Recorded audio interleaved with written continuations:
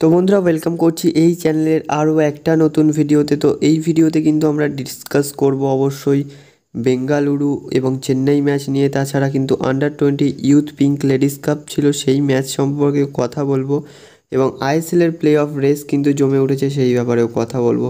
তো ভিডিওটা কিন্তু অনেক ইম্পর্টেন্ট হতে চলেছে, তো তাই ভিডিওটা স্কিপ না করে সম্পূর্ণ দেখতে থাকো। চলো বন্ধুরা ভিডিওটা শুরু করা যাক। তো বন্ধুরা প্রথমে যদি বেঙ্গালুরু এবং চেন্নাই ম্যাচ সম্পর্কে বলি, সেক্ষেত্রে কিন্তু ম্যাচটা শুরু হওয়ার পরে বেশ ভালোই খেলছিল বেঙ্গালুরু এফসি এবং তারপরে কিন্তু রাহুল বেকের একমাত্র করা গোলে, সেই 37 মিনিটের মাথায় একমাত্র করা গোলে কিন্তু 1-0 গোলে জিতে যায় বেঙ্গালুরু এফসি এবং তারা কিন্তু প্লে অফের জন্য কোয়ালিফাই করে যায়। বিকজ 37 পয়েন্টের কাট অফ ছিল এবং সেইটা কিন্তু তারা রিচ করেছে, যেহেতুই তারা কোয়ালিফাই করে গেছে। তো বলতে গেলে এক্ষেত্রে গুরপ্রীত সিং সান্ধুর এই ম্যাচে কিন্তু 50তম ক্লিন শিট হয়ে গেল আইএসএলের ইতিহাসে। তো বেঙ্গালুরু এফসি সব দিক থেকেই আজকের ম্যাচটা ভালো গিয়েছে এবং বেশ ভালোই পারফরমেন্স করেছে তারা এবং তারা কোয়ালিফাই করেছে প্লে অফের জন্য। তো পরবর্তীতে যদি আমরা under 20 youth pink ladies cup সম্পর্কে কথা বলি, সেখানে কিন্তু রাশিয়া কিন্তু 3-0 গোলে ইন্ডিয়াকে হারিয়ে দিয়েছে। তো বলতে গেলে একটা টাফ ম্যাচ প্রথম থেকেই সকলে এক্সপেক্ট করেছিল এবং রেজাল্টটাও কিন্তু সেই হয়েছে। বলতে গেলে ভারত মোটামুটি পারফরমেন্স করেছে, ভারতের আন্ডার 20 উইমেন্স টিম। তো বন্ধুরা এবার একটু কথা বলে নেবো আইএসএলের প্লে অফের রেস সম্পর্কে। এক্ষেত্রে কিন্তু কোয়ালিফাই হয়ে গেছে already Mohun Bagan, FC Goa, Jamshedpur FC এবং বেঙ্গালুরু এফসি এবং কিন্তু আর দুটো স্পট বাকি রয়েছে, 5 নম্বর এবং 6 নম্বর স্পটটা। এক্ষেত্রে এই দুটো স্পটের জন্য ফাইট করছে অবশ্যই 6টা টিম। তো চেন্নাই কিন্তু হেরে যাওয়ার পরে তারা রেস থেকে একটু ছিটকে গেছে বলাই চলে। তো এই জায়গা থেকে দাঁড়িয়ে 6টা টিম ফাইট করছে, যেটা হচ্ছে north east United FC, Mumbai city FC, Odisha FC, east Bengal FC, Kerala blaster FC এবং পাঞ্জাব এফসি। তো এই 6টা টিম বেশ কিন্তু টাফ ফাইট করছে প্লে অফে আসার জন্য এবং সবথেকে যদি ভালো পজিশনে বলি, ওড়িশা, মুম্বাই এবং নর্থ ইস্ট রয়েছে ভাই। লিটারালি এই 3টে টিম কিন্তু ওদের কাছে বেশি চান্স রয়েছে, এই 3টে টিমের মধ্যে যে কোনো দুটো টিম কোয়ালিফাই করবে। তো নিচের যে বাকি 3টে টিম রয়েছে তাদের কিন্তু অতটাও বেশি সুযোগ নেই, তাদেরকে কিন্তু কেরালা, ইস্ট বেঙ্গল এবং পাঞ্জাব তাদেরকে কিন্তু বাকি সমস্ত ম্যাচ জিততে হবে, যেটা কিন্তু একটা চাপের ব্যাপার। তো দেখা যাক কি হয় পরবর্তীতে।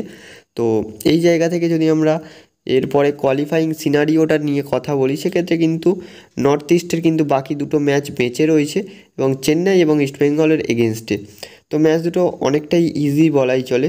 তো এই জায়গা থেকে যদি নর্থ ইস্ট প্রায় 4 পয়েন্ট মতো রিচ করতে পারে, সেক্ষেত্রে কিন্তু তারা কোয়ালিফাই করে যাবে এবং আমি হোপ করছি যে north east United FC clearly qualify করবে এই মরশুমে এবং এই জায়গা থেকে তারা 5th স্পটটা ক্লেম করে নেবে।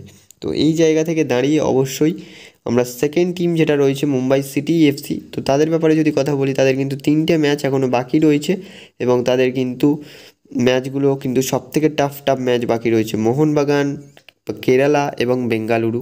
তো কেরালা ম্যাচটা যদিও একটু ইজি যদিও হয়, কিন্তু মোহনবাগান এবং বেঙ্গালুরু ম্যাচটা অনেকটাই টাফ হতে চলেছে। বিকজ এই জায়গা থেকে দাঁড়িয়ে মুম্বাই সিটি এফসির গোল ডিফারেন্স কিন্তু নেই বললেই চলে, তাদের 0 গোল ডিফারেন্স।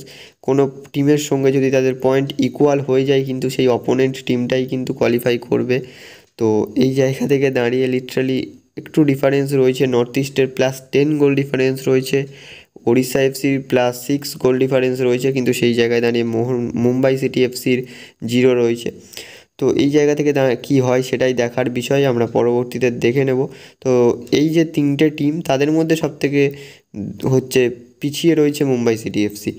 যদিও ওড়িশার পয়েন্টটা কম, কিন্তু ওড়িশা যদি ব্যাক টু ব্যাক গেম জেতে, মোহামেডান এবং জামশেদপুরের এগেনস্টে তাদের আপকামিং ম্যাচেসগুলো রয়েছে, তো তারা যদি ম্যাচ জেতে, উল্টো দিক থেকে কিন্তু চাপ বাড়বে মুম্বাইয়ের, কারণ তাদের গোল ডিফারেন্সও নেই, প্লাস উল্টো দিকে তাদের অপোনেন্ট বেশ টাফ অপোনেন্ট রয়েছে। তো বন্ধুরা এবারে যদি আমি কোয়ালিফাইং সিনারিওটা বলে দিই, সেক্ষেত্রে সব থেকে কিন্তু সেফ পজিশনে রয়েছে নর্থ ইস্ট ইউনাইটেড এফসি। তাদের কিন্তু দুটো ম্যাচ বাকি রয়েছে, চেন্নাই এফসি এবং ইস্ট বেঙ্গল। তো এই দুটো ম্যাচের মধ্যে তারা যদি অ্যাটলিস্ট 4 পয়েন্ট রিচ করতে পারে, সেক্ষেত্রে তারা কিন্তু কোয়ালিফাই করে যাবে নেক্সট রাউন্ডের জন্য, এবার প্লে অফের জন্য।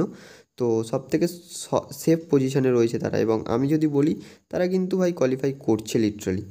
তো এর পাশাপাশি মুম্বাই সিটি এফসি একটু টাফ রয়েছে, কারণ তাদের গোল ডিফারেন্স নেই বলাই চলে এবং তারা যদি মোহনবাগানের এগেনস্টে পয়েন্ট লুজ করে, সেক্ষেত্রে কিন্তু ওড়িশা একটু আর কি অ্যাডভান্টেজে চলে যাবে। বিকজ উড়িষ্যার নেক্সট গেম রয়েছে মোহামেডানের সঙ্গে, তাও আবার উড়িষ্যার হোম ম্যাচ সেক্ষেত্রে কিন্তু সেই ম্যাচটা যদি উড়িষ্যা জিতে যায় এবং মোহনবাগান যদি মুম্বাইয়ের এগেনস্টে যে ম্যাচটা, ওই ম্যাচটা যদি মোহনবাগান ড্র করে দেয় কিংবা জিতে যায়, সেক্ষেত্রে কিন্তু একটু ব্যাকফুটে চলে যাবে মুম্বাই সিটি এফসি এবং উড়িষ্যা এফসি কিন্তু একটু অ্যাডভান্টেজে চলে যাবে। তো দেখা যাক কী হয় পরবর্তী সময়ে, তো সময়ই বলে দেবে।